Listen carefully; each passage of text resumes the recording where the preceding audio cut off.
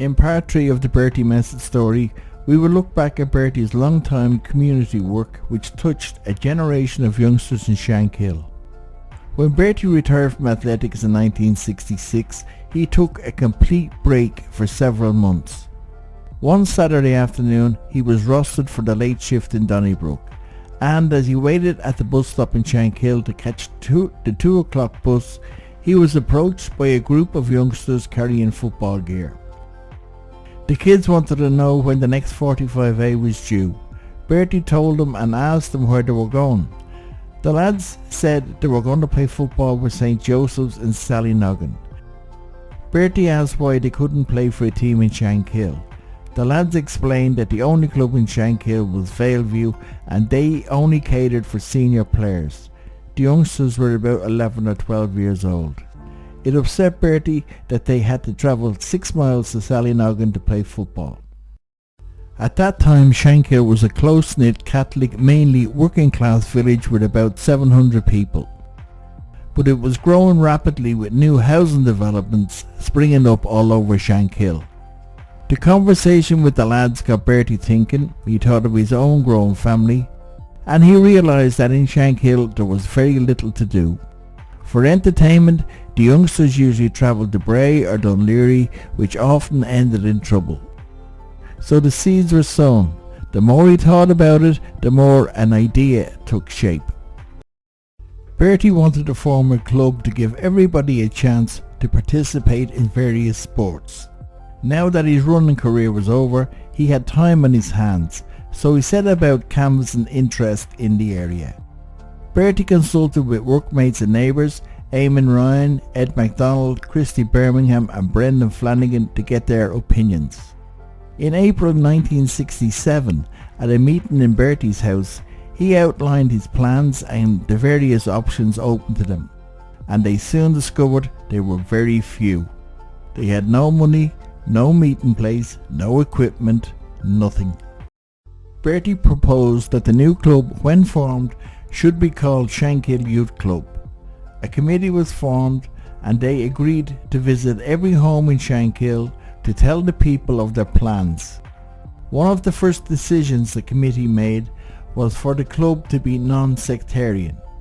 At this time, political and social unrest in the north was beginning to make the headlines. Bertie wanted a club where there was no discrimination between Catholics and Protestants.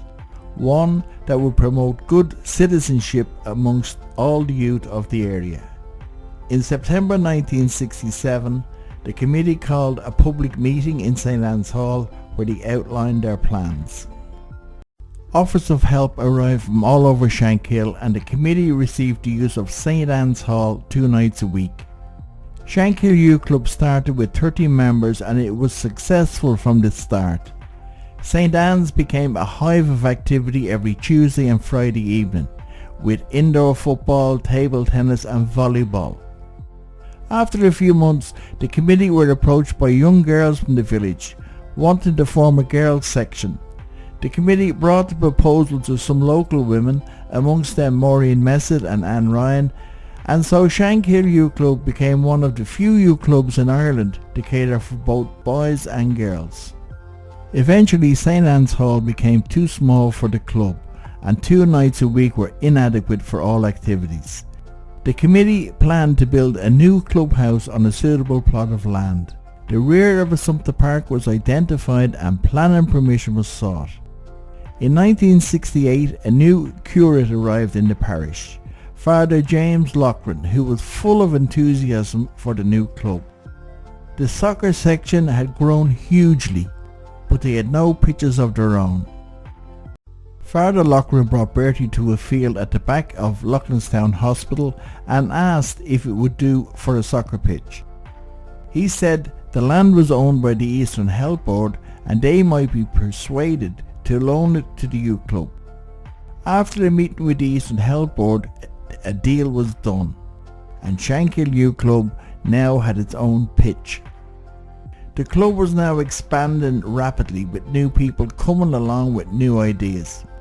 A local resident, Jerry Masterson, was keen to form a Sea Scout troop and some former League of Ireland players agreed to coach some of the soccer teams. The basketball teams were playing and doing very well in the Dublin leagues, and all soccer teams were making good progress in their leagues. The soccer teams received a huge morale boost when Richard Sheridan, who was one of the lads Bertie met at the bus stop, was selected to play for Ireland at under 15 level. At last in 1970, the club got its very own clubhouse on the land at the rear of the park. Soon the clubhouse was in use 6 nights a week and all the needs of the youth in Shankill were catered for. The soccer section was thriving, with numerous local youths looking after teams, amongst them Eric O'Brien, Eamon Brophy, Brendan Flanagan and John Murphy. In 1972, the club organised a summer sports day which proved a great success. The track and field events attracted big numbers, and from which the club picked a team to take part in the newly inaugurated community games in Dublin. The club's application was rejected because the teams had to be entered by community associations, and Shankill had no community association. So the committee decided to form one, with a view of entering a team for the 1973 games. The following year, Joe O'Loughlin represented Shankill in the finals of the community games as Santry, and became Shankill's first ever gold medalist. With Shankill buzzing, the committee were asked to set up something for the not so young, and they responded by forming an old folks club. The club organised day trips to Butlin's holiday camps in Mosney and summer festivals on lands owned by Jackie Tyrrell at Woodbrook. The festivals included many and varied attractions, from Bonnie Baby competitions to Miss Hot Pants, which was the fashion of the time, tug of war and helicopter trips.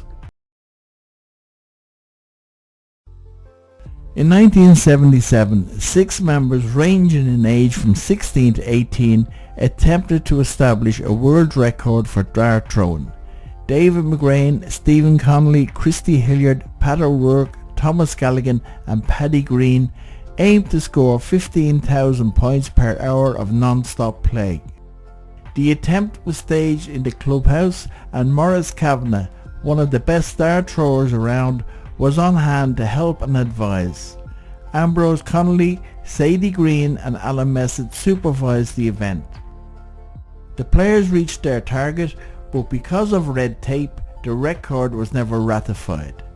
Another hugely popular event run by the club was the weekly disco. John O'Donoghue was the DJ. In 1977, Bertie felt that he had guided affairs long enough, and that the introduction of new blood would maintain and foster the interest of the club. Bertie handed the reins over to a younger man, John Murphy. The formation of Shankill Youth Club touched a generation of youngsters in Shankill, and many will have fond memories of those days. Bertie's memory is honoured by the kids of Shankill and surrounding area in an annual event run by Shankill FC, a spin-off from Shankill Youth Club he founded, the Bertie Messitt's Champions League.